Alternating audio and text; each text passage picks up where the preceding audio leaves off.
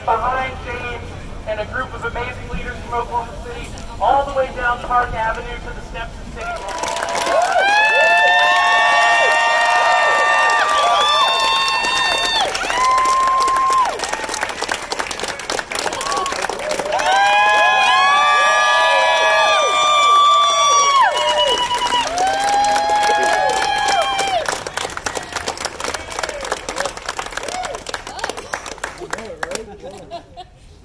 Mayor Holt is taller than I am. It's the first thing I noticed. I want to thank Mayor Holt for that very gracious introduction. Ali Shen for her kind words as well. Aaron Wilder for being Aaron Wilder. No, for being a best friend, for being my campaign manager, for walking with me to this moment since 2011. I love you. And I will always have your back.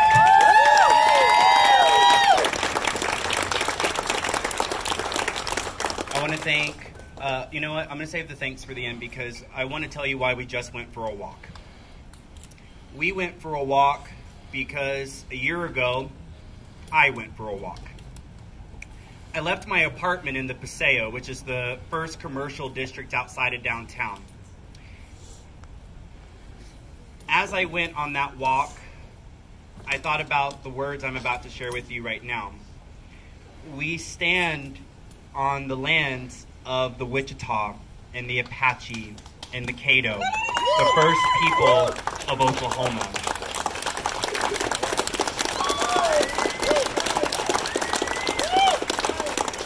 And it is my honor to speak to their proud tradition, the first people of Oklahoma. As I went on my walk to join my fellow teachers at the state capitol, I turned down Dewey and the Paseo on sidewalks that would crack, that would buckle, and would disappear into neighborhoods, and that's if they existed at all. And yet, when I got to 23rd and Dewey, there was our city's Renaissance story. There was the Tower Theater, and as a film studies professor, you might imagine having an independent movie theater right outside my neighborhood. It's very exciting. The Drake, Pizzeria Gusto, Pony Boy. And yet, as I continued on my walk to the Capitol, I saw payday loan after payday loan after payday loan and Family Dollar where there should be a grocery store. As I continued on my walk to the state capitol on behalf of my students, their families, the staff, 235 became a barrier to Ward 7, to the neighborhoods that make up Ward 7. And then the sidewalks were all but gone, abandoned for I don't know what. And when I got to the state capitol building and with my students and with those families, we asked for funding for our classrooms, for our support staff. We were, with the exception of the good people who represent the metro area, too many of our people out in the other parts of the state said, here's a donut, here's some coffee, we support public education, but that's about it. And for 2 weeks, I would return downtown pretty heartbroken until I looked at the track in the ground for the streetcar, until I looked at brick by brick of the new buildings we have as a city built together with our hands, with our tax dollars. You all built me 25 years ago when you set in motion the first MAPS vote. I am the MAPS generation, and as your next Ward 2 City Council person, I am going to honor the legacy of MAPS by making sure that the next 25 years are even stronger.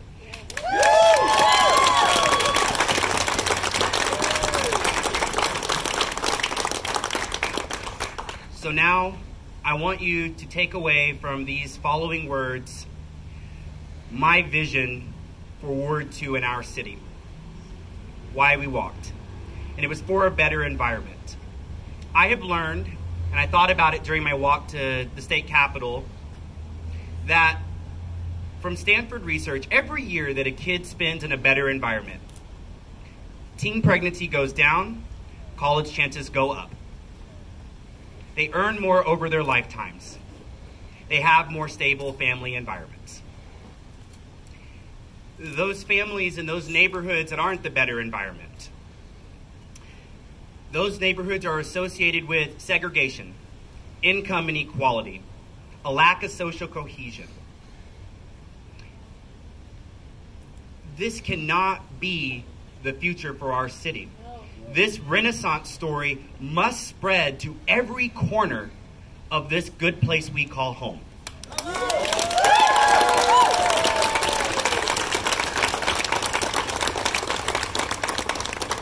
And today I come with good news. We don't have to look too far for an example of what this better environment is.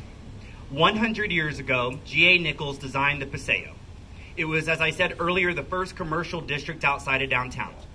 Everyone lived down here by the river. That's why Bishop's was there, because everyone lived down here. Everyone worked down there. And then G.A. Nichols had a vision that out in the farmland, in the country, that we would have homes where when we walked out those homes, there would be sidewalks and street lights. And they would be guiding us to the basic needs of the individual, the churches, the schools, the parks with recreation, the cleaners. And if that neighborhood, that district did not meet the basic needs of the individual, there was John Chartel and Anton Klassen with reliable public transportation connecting them to the part of town that did back then downtown, right where we are right now. So my vision is to take G.A. Nichols' vision, Anton Klassen's, and John Chartel's, and to bring it into the 21st century. This time, that means that the Paseo in every single neighborhood in Oklahoma City must have, when you walk out your front door, sidewalks waiting for you. Yes.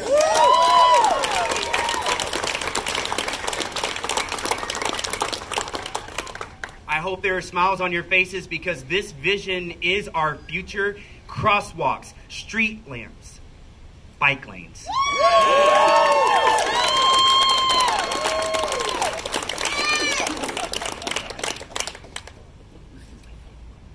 And if that neighborhood does not meet the basic needs with local shops and grocery stores and parks and recreation, there should be buses running every 15 minutes till 3 a.m. in the morning, connecting them to the part of town that gets them what they need to survive this thing called life.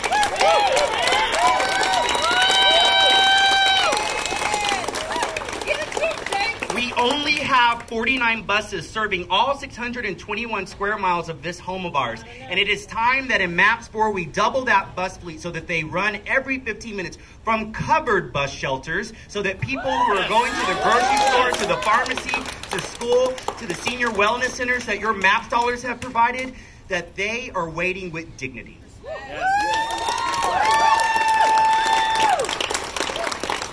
This isn't my vision. This is the vision that Anton Klassen and John Chartel and G.A. Nichols set in motion for us 100 years ago, and now it's time to honor that vision and bring it into the 21st century. That is what MAPS 4 needs to, must do. It must address the needs of our people. And then if there are room for the wants, let us want. When they say that MAPS is transformational, imagine what would happen if every neighborhood had what I just described. Wouldn't that transform the lives of our kids? Wouldn't that transform the lives of our retirees? Wouldn't that transform the lives of the people with disabilities, the people with wheelchairs? Wouldn't this transform their lives?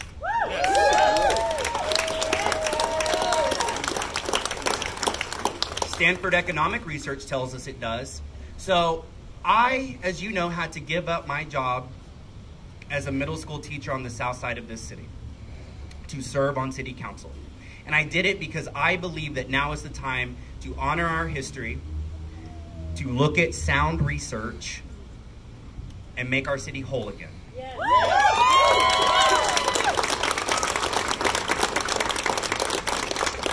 And that means for all of us. Today I asked my avid college prep students, what they wanted me to say in this speech. And they told me that when they walk those sidewalks that I've just said is a part of our future, that the lesbian, the gay, the bisexual, and trans students, you know what they want? They want to be able to walk on those sidewalks without fear of violence, without fear of harassment, without hearing the sort of words that I heard almost every day of my childhood. literally almost every day because I walked a little bit different. I spoke a little bit different. We cannot let another generation go through the sort of harassment, the bullying, the mean-spiritedness that I experienced, that too many LGBT people have experienced. This is not about identity politics. This is about the safety of our children.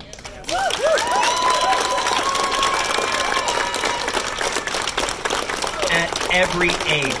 My OCU track students, the straight guys, and this is important, normally I wouldn't call people out like this, but they're straight, they go for jogs, and they tell me that when they're running, very often someone will roll down their window and yell at them and use the same sort of words that I heard when I was being bullied.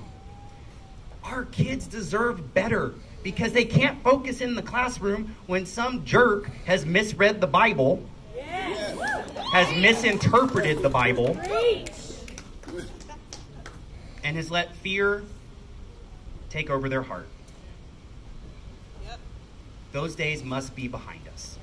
They must be behind us. This city must be for all of us. It was the vision that our founders had, and unfortunately, we've kind of fallen short every once in a while. But I have faith, because I'm going to be standing next to people like councilwoman-elect JoBeth Hammond.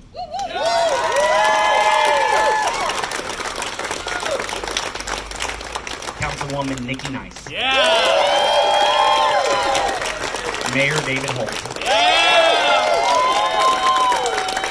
County Commissioner Terry Bloomer. And I stand on the shoulders of giants like people with names such as Jim Roth, Richard Ogden, Kay Floyd, Al McCaffrey, Clara Looper, Clara's students. And if I did not mention your name today, please know you have been the voice in my head that has counteracted all the awfulness I've heard growing up. You were the light, and now I hope to be that light for you. Thank you so much for being here. One OKC, E pluribus unum, out of many one. We will do this. Stay engaged, stay involved. This is our city. This is our time. Thank you so much for listening.